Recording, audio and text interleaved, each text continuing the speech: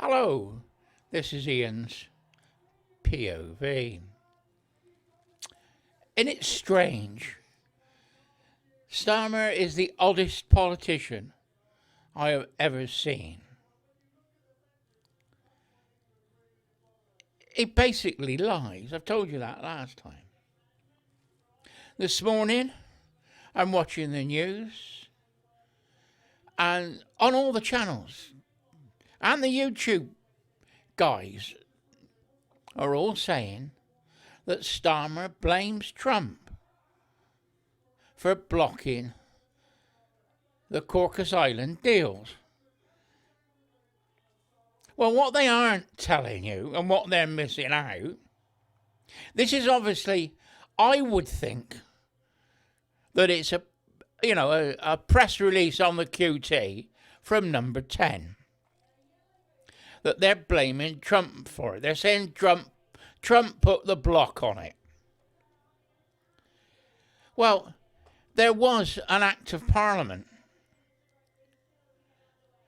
to sort the deal out. It went through the Commons in its first reading. It went to the House of Lords. The House of Lords rejected it. They voted against it.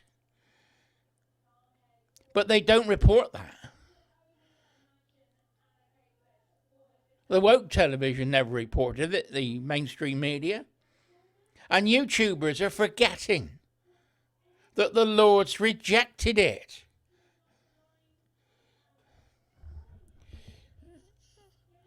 Now, if the Lords rejected it, it has to go back to the Commons.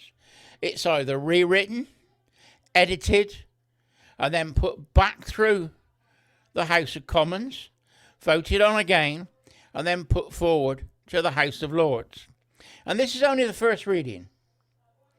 There's also got to be a second reading, then the committee stage, and then the third reading, which is the final one. So it's only done the first reading. So it's been rejected by our Parliament, by the House of Lords. And I think that Starmer has put it out through his press briefings that it's Trump that's done it. No, it isn't. It was the House of Lords that did it. The House of Lords rejected the deal to get rid of the Caucasus Islands.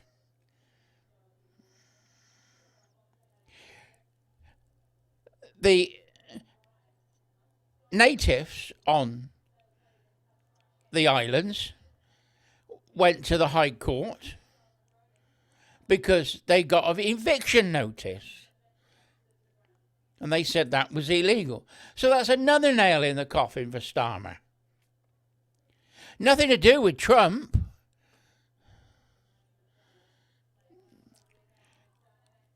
But these lads on the island, they're getting the press. They've put up tents. They've made a makeshift camp. And they are talking to the press through the internet. And they're on the Mike Graham show about once a week, chatting about what's happening and what's going on. Now, I support these people of the islands. Now, a little bit of history for you. As far as I understand it, in the 1800s, even before we'd banned slavery in 1833, yes, Britain banned the slave trade in 1833. There was another act before that, but I can't remember what it is.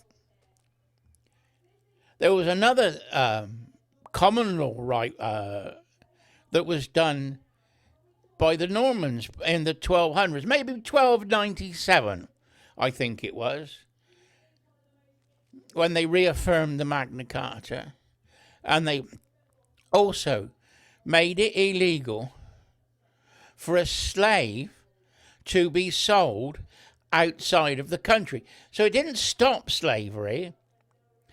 It stopped you selling somebody from outside of the country. It may have been even William the Conqueror that did it. And that was the law that the ex-slave Somerset, I remember his name, Somerset, because I live in Somerset, but it's spelt with 2 T's. His name. Can't remember his first name. But if you look it up on the internet, in 1773, he went to court in London and was backed by the abolitionists that as he was in England, he was a free man because no slave can be sold. And the basic argument was that no man could earn another. And Somerset won his court case. And in 1833, we banned the slave trade. But they were still trading slaves. Didn't stop it. But our Royal Navy was then in the fight. And it would try and stop and overtake and capture slave traders around Africa. So they let slaves go on African soil around South Africa. A lot of the South African people came from the Gulf Coast of Africa and were freed in South Africa by the English. We also took them to the Caicos Islands. Caicos, I don't know very well how to pronounce it. And we let them go free on there. So this has been for 200 years.